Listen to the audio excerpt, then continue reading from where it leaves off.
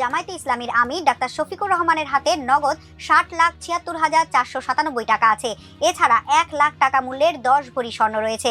পাশাপাশি 11.77 শতক জমির উপর তার নিজের নামে একটি ডুপ্লেক্স বাড়ি রয়েছে, যার মূল্য 27 লাখ টাকা। একই সঙ্গে তিনি পেশা হিসেবে চিকিৎসা উল্লেখ করেছেন। তার যে সম্পদ আছে বর্তমানে তার আনুমানিক মূল্য 1,72,73,640 টাকা।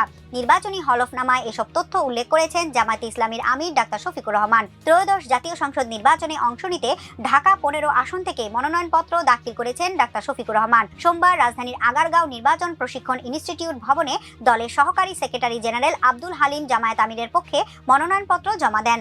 মনোনয়নপত্র জমা দেওয়ার সময় হলফনামাও জমা দেন জামায়াতের শীর্ষ নেতা।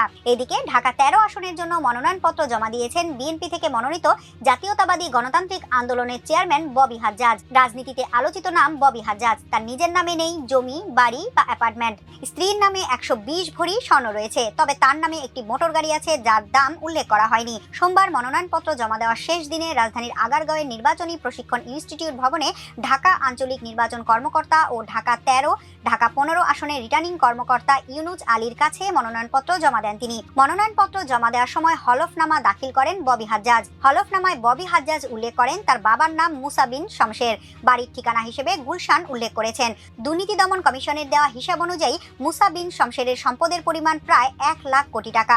তিনি বাংলাদেশের অন্যতম ধনকুবের, অথচ তার ছেলে ববি হাজ্জাজের নিজের নামে বাড়ি, জমি বা অ্যাপার্টমেন্ট নেই।